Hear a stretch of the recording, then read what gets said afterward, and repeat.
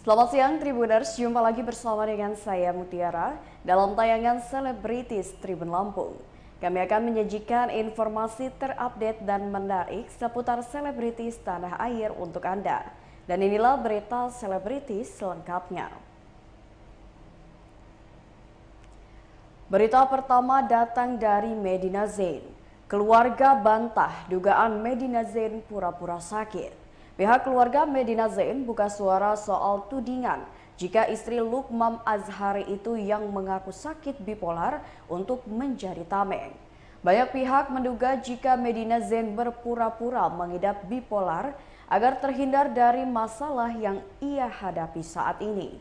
Seperti diketahui, belakangan ini Medina Zain terlilit sederet kasus dengan berbagai pihak termasuk artis dan selebgram seperti Uya Kuya hingga Raffi Ahmad. Diketahui Uya Kuya menyebut dirinya ditipu oleh Medina Zain. Kemudian nama Raffi Ahmad diduga dicatut Medina Zain. Namun tudingan tersebut dibantah oleh pihak keluarga yang diwakili kuasa hukumnya.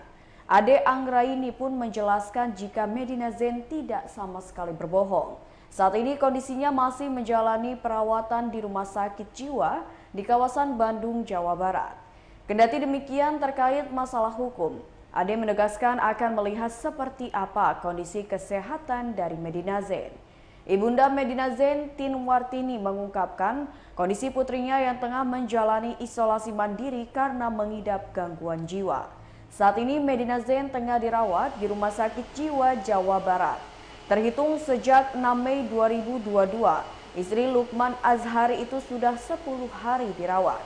Diakui ibunda, sang putri kini dalam kondisi yang cukup membahayakan. Namun ia tak menyebutkan secara rinci mengapa kondisi Medina Zain dapat dikategorikan bahaya. Berikut wawancara dengan pihak keluarga Medina Zain. Sedikit ketinggalan terkait kondisi Medina sendiri seperti apa sih sekarang? Kondisinya Medina sekarang akut. Akut membahayakannya itu seperti apa? Ya, dideskripsikan Ibu. Ibu ini membaca membahayakan dari Pak Dasman yang boleh menjadi dokter spesialisnya. Ibu sendiri belum ketemu? Udah yang awal mah waktu itu masih kronis menuju akut, Butin masih di UGD. Kata dokter spesialnya ini kronis menuju akut. Di situ 3-4 hari Pak Dasman masuk, katanya udah akut membahayakan. Oke, akut membahayakannya itu seperti apa? Mungkin Apa bisa menyakiti didetailkan? diri sendiri ya kalau Butin pahami, berarti kan Butin bukan ahlinya. Yang Butin pahami, dia sempat 2 kali menyatakan sama sahabat. Berita selanjutnya datang dari artis cantik Nirina Zubir siap jalani sidang perdana kasus mafia tanah yang merugikan keluarganya. Artis cantik Nirina Zubir masih harus berjuang atas kasus mafia tanah yang telah banyak merugikan keluarganya. Sebagai informasi, kasus dugaan mafia tanah yang tengah menimpa keluarga Nirina Zubir akan segera disidangkan setelah dinyatakan berkasnya lengkap. Nirina Zubir mengabarkan sidang perdana terkait kasus dugaan mafia tanah akan digelar pada hari ini, yakni Selasa 17 Mei 2022. Sebelum sidang perdana digelar, 1 hari sebelumnya Nirina Zubir bersama keluarga besarnya berziarah ke makam orang tuanya. Ia pun mengunggah momentum tersebut ke laman Instagram miliknya pada Senin 16 Mei 2022. Nirina pun meminta doa untuk kelancaran sidang perdananya. Nirina Zubir sangat berharap keluarganya mendapatkan hak yang seharusnya dimiliki. Tak hanya itu, Nirina Zubir berharap para pelaku mendapatkan hukuman yang bisa membuat efek jera. Lebih lanjut, Nirina Zubir pun meminta masyarakat dan teman-temannya membantu untuk mengawal kasus tersebut. Berikut wawancara dengan Nirina Zubir.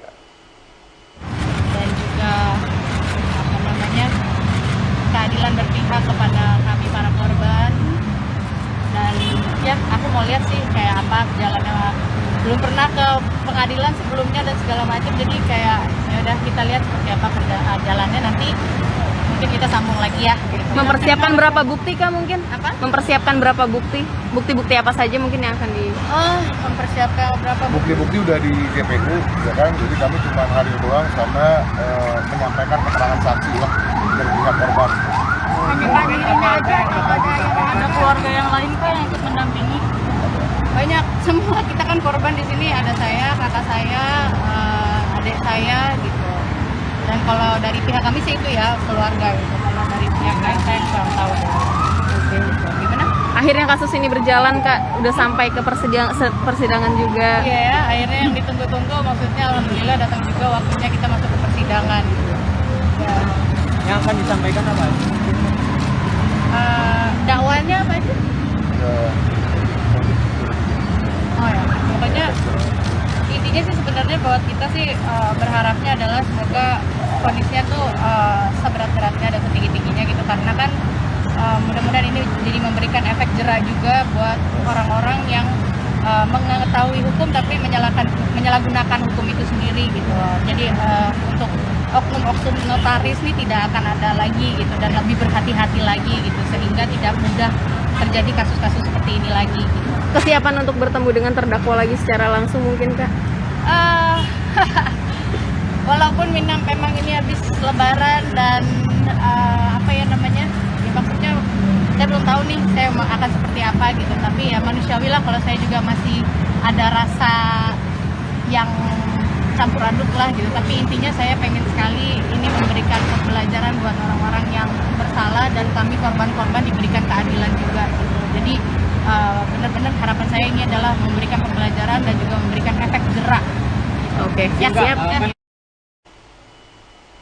Berita selanjutnya datang dari Gaga Muhammad ajukan kasasi.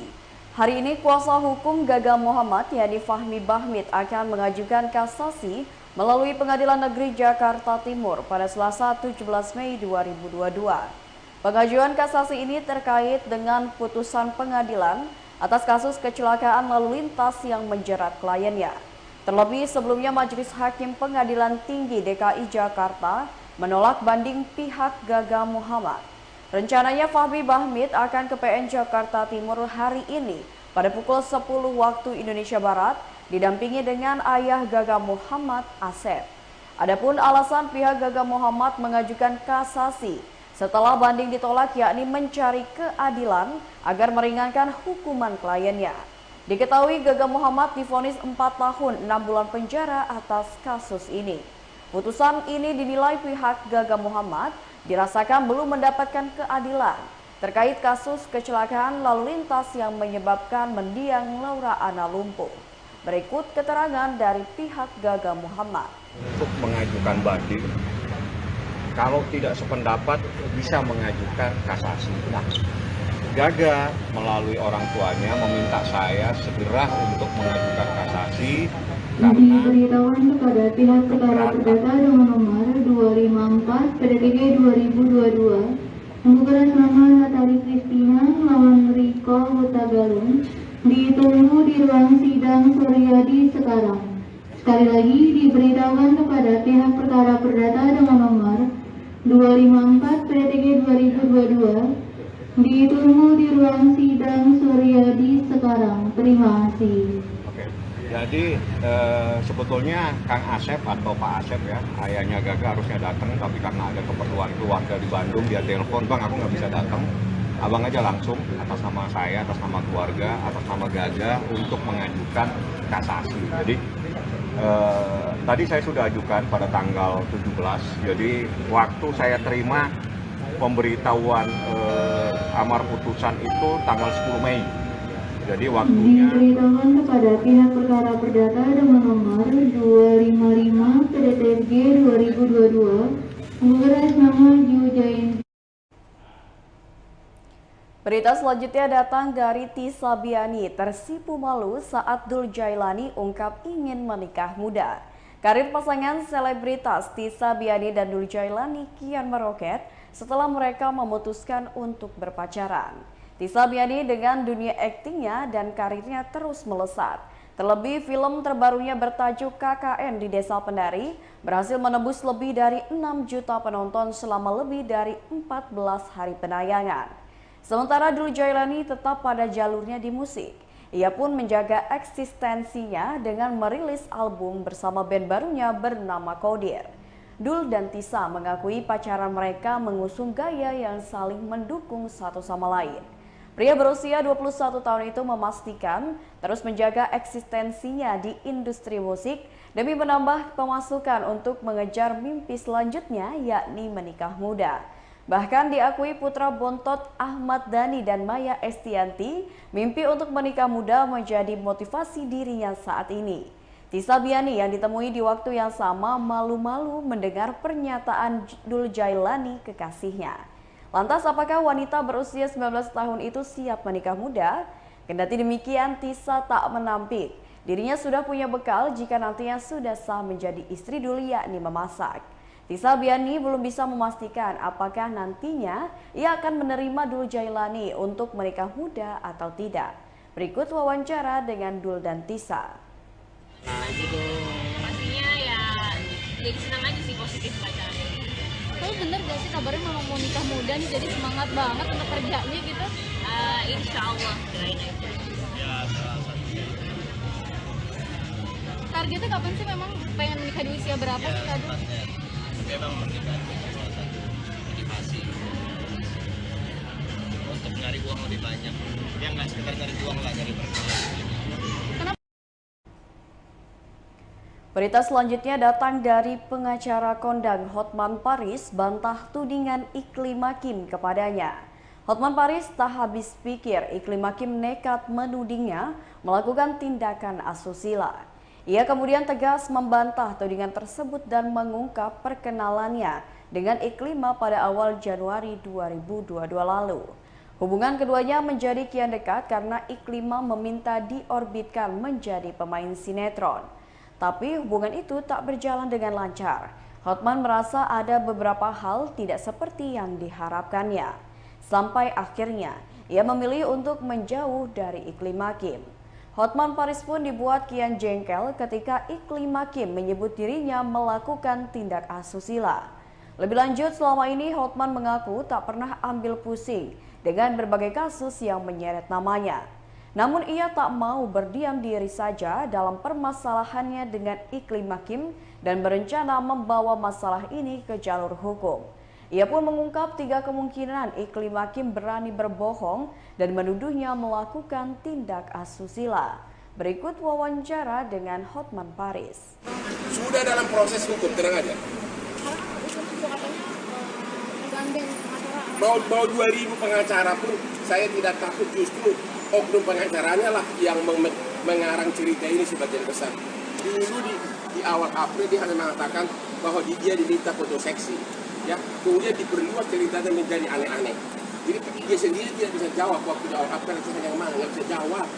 Itu orang perlu psikolog atau memang jangan terlalu pansos, memang gue terlalu ngetop. Itu.